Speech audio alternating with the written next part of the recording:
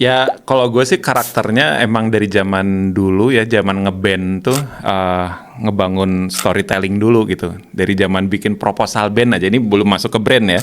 Waktu bikin proposal band itu gue udah ngebangun storytelling gitu ya, bagaimana si personil ini suka musiknya apa, terus influence-nya apa aja, sampai kayak gitu tuh udah diceritain gitu untuk daya tarik kan. Kalau zaman band 90s tuh kan harus ada apa ya, daya tarik di proposalnya biar nggak tipikal dengan proposal yang lain. Nah, mentalitas kayak gitu terbangun di band sebenarnya waktu zaman dulu kita nggak punya manajer, ya akhirnya saya yang bikin ininya apa, proposalnya untuk bisa masuk manggung di kampus-kampus, di SMA-SMA, di pensi-pensi. Dulu istilahnya bukan pensi sih, bazar ya. Jadi ketika gue sering memperbaharui lagi proposal.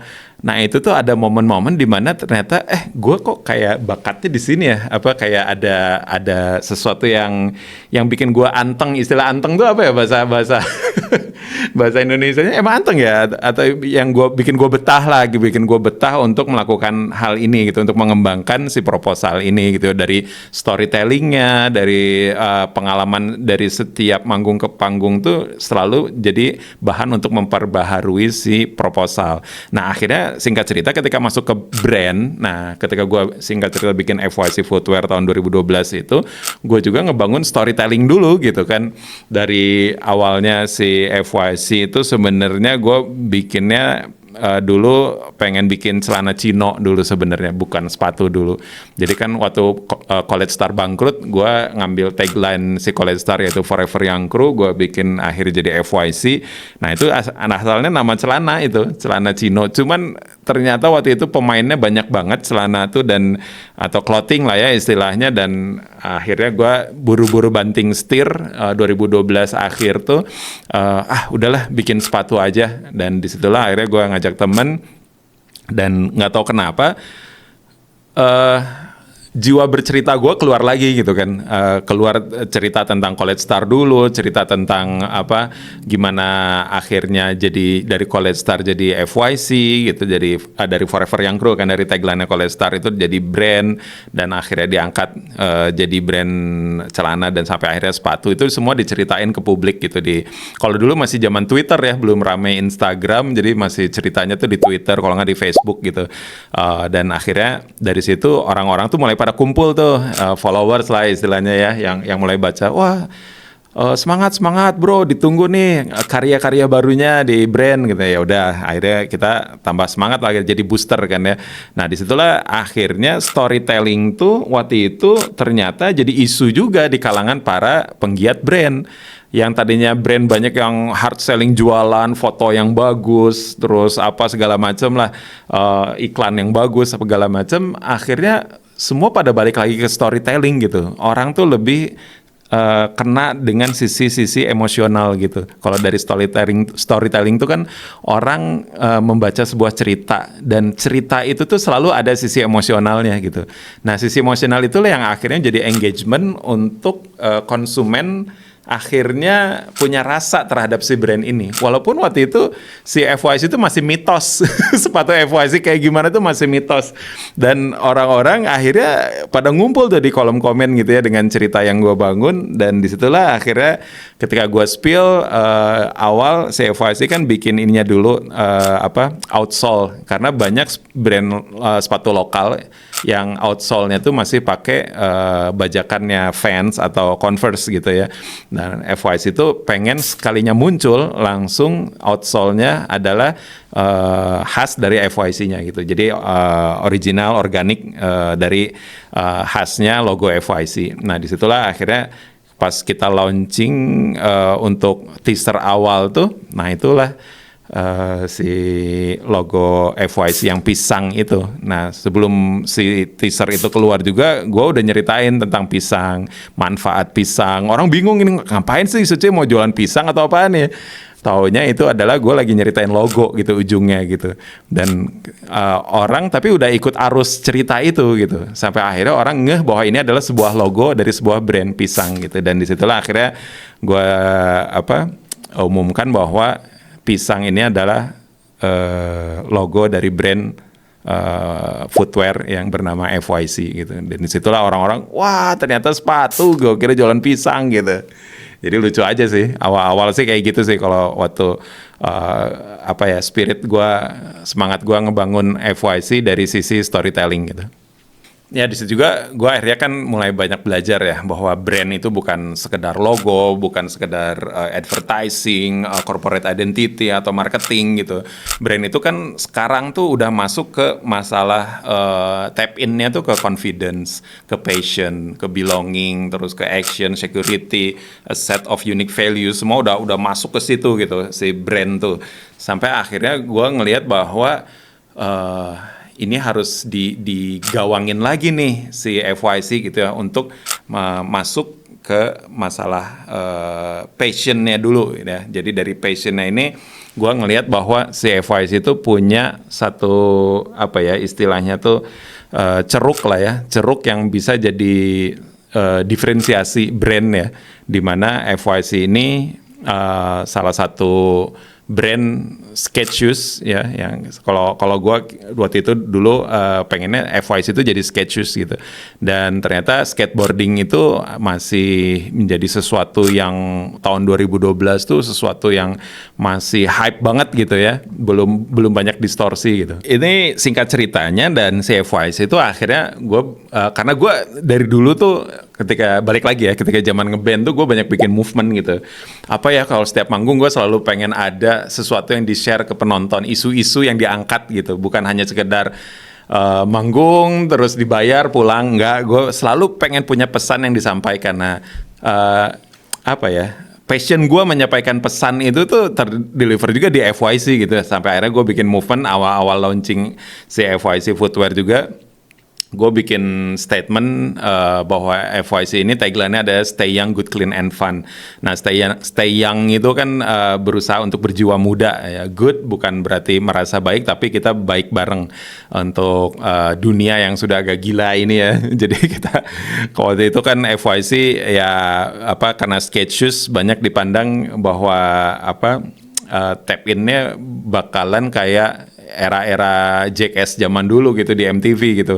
Nah, gue justru pengen mengubah image itu gitu, karena skater-skater sekelas Tony Alva, Tony Hawk itu udah pada ngisi-ngisi seminar gitu ya, untuk hal-hal yang positif gitu. Nah, good, clean, stay young, good, clean. Nah, clean tuh bersih, sama-sama bebersih lah. Kalau yang rokok, jadi yuk bareng-bareng untuk berhenti ngerokok gitu. Yang narkoba, yuk berhenti narkoba. Dan terakhirnya tapi tetap menjadi brand yang fun gitu. Brand yang selalu membuat kita bisa melakukan hal-hal yang fun dan tidak menyebalkan dengan tagline-tagline sebelumnya gitu. Nah, akhirnya untuk edisi awal waktu itu buka booth di Jaklot tahun 2014 kalau nggak salah, kita itu pertama launching, orang yang beli sepatu kita pasti kasih banana smoothies. Jadi sebelahnya kita taruh jus gitu ya. Kita kasih banana smoothies, dan itu pada kaget konsumennya gitu pas beli sepatu. Mas, sebentar ya, kenapa ini dibikinin banana smoothies dulu? Oh, saya nggak beli gitu. Enggak, ini buat Mas gratis gitu. Mereka kaget ketika dibikinin banana smoothies dan dikasih. Loh, ini kenapa Mas, emang apa maksudnya gitu kan? Ya kan kita logonya pisang, biar pisangnya kerasa gitu. Nah, jadi ada customer experience di situ. Nah, akhirnya customer experience itu kan menghasilkan storytelling lagi ke publik yang lain gitu kan, ke teman-temannya, ke sobat-sobatnya, ke keluarganya gitu. Gue tadi beli sepatu logonya pisang, lucu tuh, gue dikasih banana smoothies gini-gini. Dan akhirnya jadi mouth to mouth-nya tuh jalan gitu ya. Dan itu kan sangat organik gitu ya. Dan gue selalu suka dengan sesuatu yang organik gitu ya, ketika si brand bisa mouth to mouth secara organik gitu ya. Dan movement yang lain yang paling orang memorable tuh ketika FYC melakukan movement itu adalah barter movement ya. Barter movement itu tahun 2018. Jadi ketika FYC ikut mensupport Skateboarding Day tahun 2018, itu kita tadinya mau bikin movement cuman bagi-bagi pisang ke para skater yang habis nyetrit ya, dari atas ke bawah, dari dagu atas tuh sampai akhirnya ke Cikapayang. Nah, skatepark di situ, nah kita mau bagi-bagi pisang buat yang udah capek. Cuman kok kayaknya garing ya. Dan akhirnya bandelnya gua akhirnya langsung ya seizin Allah ya punya ide lah gitu. Dan gue beli karton warna putih sama spidol dan gue tulis di situ, ayo tukarkan rokokmu dengan pisang. Ya, nanti ada fotonya di sini. Nah, gitu ya. Nah, disitulah gue akhirnya nyoba memberanikan diri, tempel di meja kita, tas gitu ya, taruh pisang di atasnya, udah cuman gini doang. Dan itu berapa menit kemudian tuh orang-orang pada ngeliatin aja. Skater-skater itu pada ngeliatin, pada bisik-bisik gitu. Akhirnya mereka datang tuh, Kang, ini apaan nih katanya. Lu ngerokok nggak? Iya ngerokok. Nah boleh tuh tuker rokoknya 2 batang deh, sama apa? Sama pisang. Oh boleh mas gitu. Kan itu kan pisangnya pisang Cavendish ya. Jadi daya tukarnya lebih menguntungkan gitu. Jadi wah akhirnya pada viral tuh di sekitaran ya anak-anak yang lagi pada nongkrong di situ, pada nuker tuh.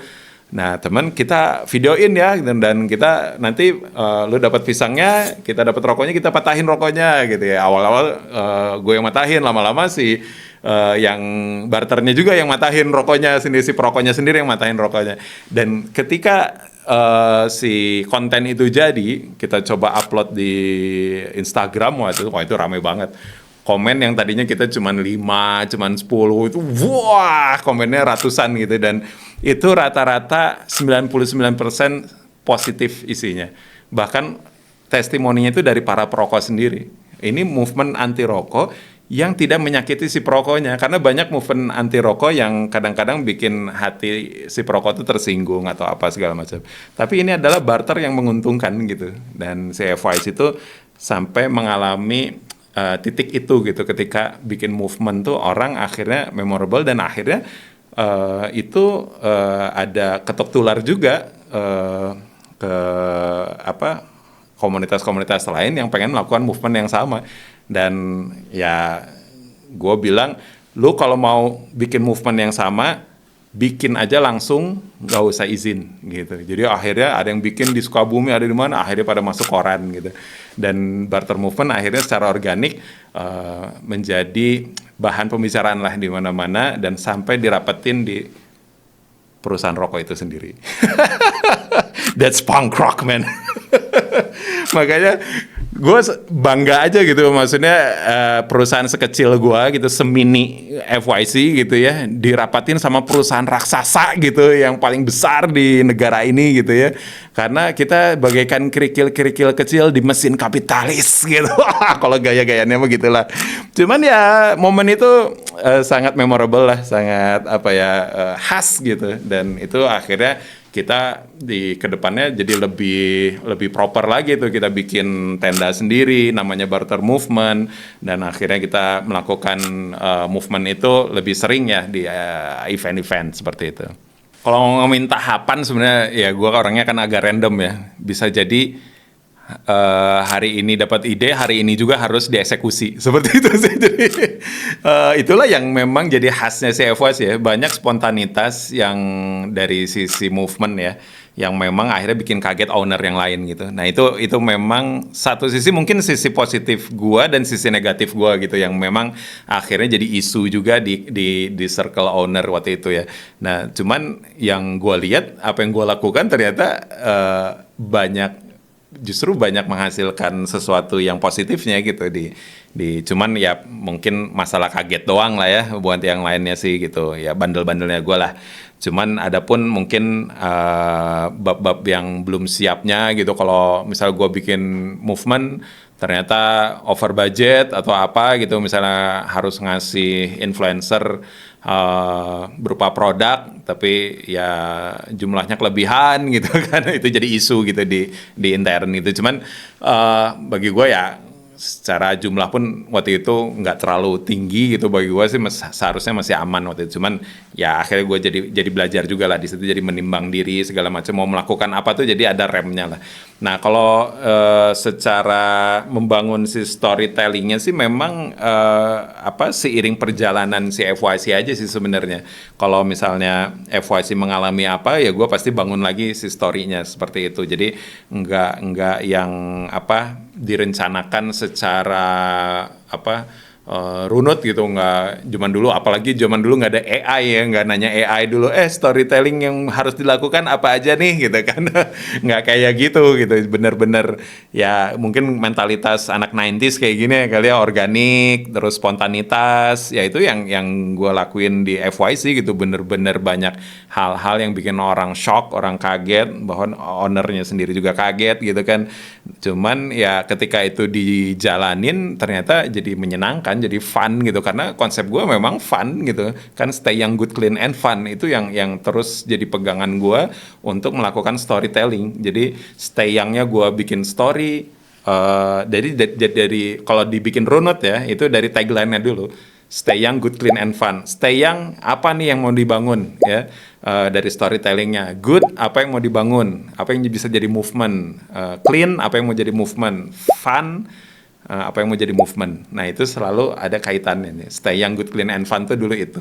Untuk selalu punya materi untuk diceritakan ke publik, untuk menjadi soft selling lah, untuk menjadi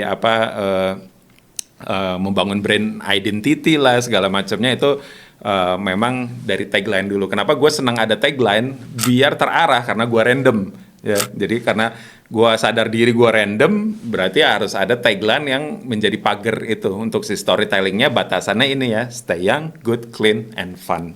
Banyak, hampir semua hal ya, bisa jadi isu terkini apa, isu politik apa, terus gue nonton video-video skateboard zaman dulu gitu, gue kan emang penggemar video skateboard tahun 80-90-an lah, itu memorable banget. Dan itu gue selalu jadiin spirit gitu ya untuk gue membangun storytelling, dan gue juga kadang nyeritain gitu bahwa skate shoes pertama tuh bukan Vans gitu, dan Vans pun itu dulu ngambil dari desainnya si yang otentiknya itu dari brand bernama Randy gitu kan. Jadi orang baru tahu, oh iya ini otentik tuh dari desainnya Randy ya, segala macam kayak gitu. Gue ceritain juga, bikin artikelnya, tulisannya, dan itu akhirnya menjadi edukasi tersendiri. Dan yang terakhir ketika gue di FYC itu gue bikin podcast namanya Stay Young Studio. Nah, Stay Young Studio kan itu diambil dari tagline-nya lagi. Jadi Stay Young Studio itu adalah how to respect siapa yang pernah menjadi orang-orang yang membangun skena skateboard di Indonesia gitu. Jadi awal-awal tuh seperti, jadi kita ngundang-undang skater yang OG gitu ya, sampai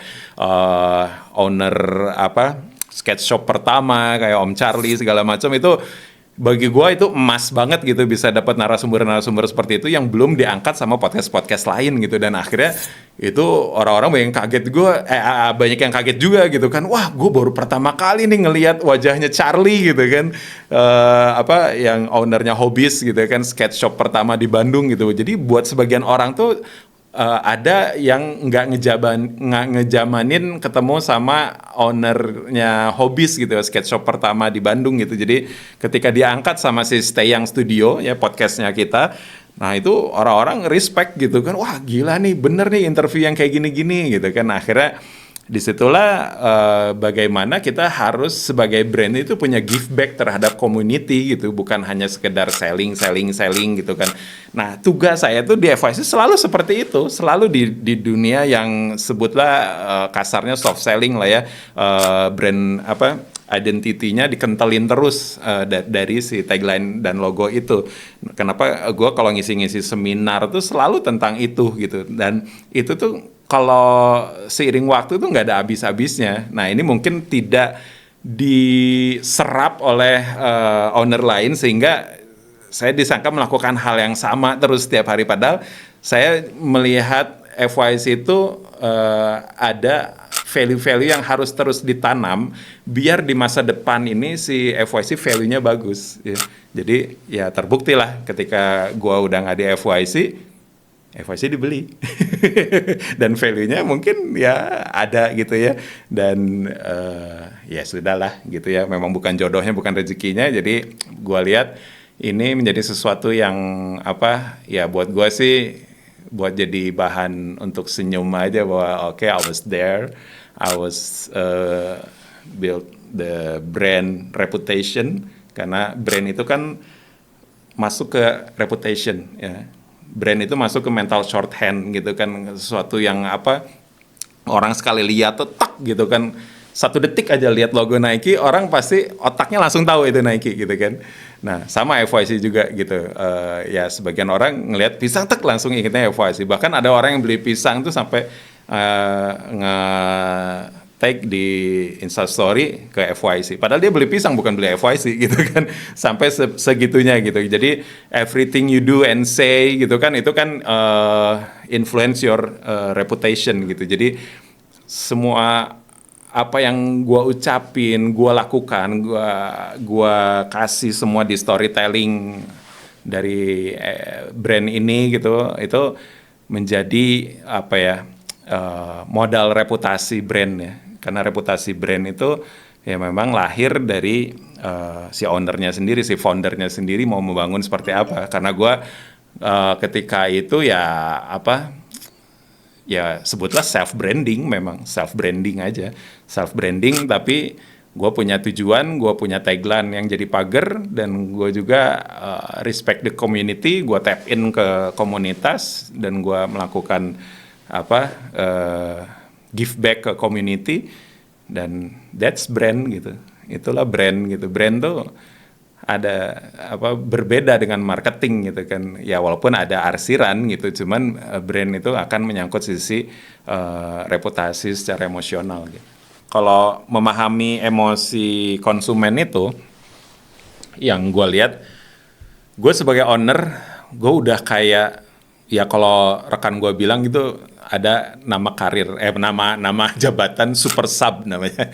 Sebenarnya tanpa menyebutkan itu juga, gue udah super sub. Jadi gue megang akun FYC juga, gue jadi adminnya. Karena apa? Untuk memahami emosi si pembeli gitu. Sampai gue sempat melakukan experience, yang experience pun itu pun akhirnya jadi sebuah isu gitu di brand gue waktu itu. Ketika itu ada konsumen yang baru ngomong gitu ya, bahwa sepatunya tuh ada kerusakan apa gitu ya, gini. Loh kok kamu baru ngomong ini kayak gini gitu kan? Iya Kang, gini.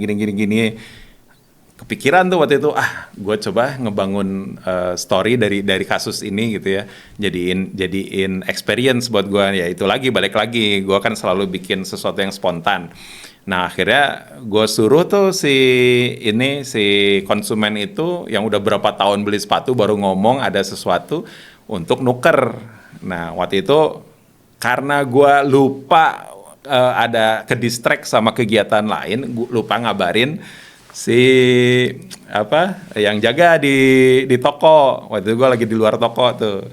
Yang di toko akhirnya bingung gitu kan, loh kok ini udah berapa tahun kok baru ini gini. Nah, gue nggak komunikasiin aja, jadi miskomunikasi, lebih ke miskomunikasi, dan akhirnya terjadilah, wah inilah agak-agak tegang suasana antara owner dengan karyawan dan segala macamnya. Yaudah, ya gue akhirnya oke, my bad, sorry, gue waktu itu ke distract, jadi nggak lupa ngabarin untuk ini tadinya gue mau bikin eksperimen gitu kan, di mana nanti si konsumen yang datang itu dia bisa membangun story gitu dari pengalaman FYC yang memperhatikan konsumennya yang punya masalah dengan si produk kita gitu. Jadi, nah disitulah tadinya gue mau ngebangun story lagi di situ dari apa yang dia udah alami, experience-nya seperti apa ketika menukar sepatu. Nanti gue bikin story-nya juga, dia bikin story-nya juga. Tadinya mau janjian kayak gitu. Cuman ke distract, akhirnya jadilah keributan gitu di band gitu, di brand gitu. Jadi akhirnya di kantor lah, akhirnya disitulah terjadilah gesekan-gesekan yang agak-agak emosi gitu. Jadi udahlah, saya akhirnya yaudah, I'm sorry, that's my bad gitu. Cuman di situ gue ngelihat bahwa kalau gue sebagai admin dan mereka yang bukan admin gitu kan nggak tahu tuh isi-isi DM tuh seperti apa aja. Dan kalau bisa dilihat FYC itu sisi emosional si konsumennya itu ada di DM-nya gitu, dan mereka tuh selalu yang ngasih support, mereka selalu ngasih insight, Kang bikin yang kayak gini dong, bikin gini, dan selalu ngasih masukan gitu. Nah itulah yang gue lihat bahwa si brand ini harus menangkap spirit mereka yang punya attention terhadap si brand gitu. Nah, attention terhadap brand itu harus diapresiasi. Nah, Jadi sisi mengapresiasi konsumen itulah yang harus kita capture menjadi sebuah storytelling juga gitu akhirnya gitu. Gue tadinya mau membangun itu. Ya, cuman karena waktu itu banyak distorsi yang ya kalau bahasa guanya sih qadarullah terjadi ya, jadi akhirnya ya sudahlah, akhirnya dari situ movement gue banyak banyak yang nggak disepakati gitu, akhirnya ya udah gitu. Jadi ketika gue mau membangun sisi emosional dari konsumen, waktu itu cukup keblok gitu. Jadi waktu itu gue udah dalam situasi yang stuck gitu. Ya balik lagi, cara menyimbangkan biar storytelling gue nggak kayak hard selling, ya gue ngelihat lagi tagline saya FYC, Stay Young, Good, Clean, and Fun. Nah dari Stay Young, Good, Clean, and Fun, yang sekarang mau diangkat apa ya? Stay Young, Good-nya, Clean-nya, atau Fun-nya? Kan tinggal milih aja. Waktu Fun-nya gue pernah tuh ada ngikutin si komika tuh, Oza Rangkuti waktu itu kan bikin apa sih namanya, konten tentang jaksel-jakselan gitu. Nah, gue coba untuk nge-impersonate si Oza Rangkuti dengan bahasa jaksel gitu kan. Nah, ini bisa jadi apa ya istilahnya itu soft selling yang sebenarnya tap in-nya ke hard selling sebenarnya gitu. Jadi gue cuman nggak pakai wajah, nggak pakai apa, cuman sepatu diliatin gitu kan.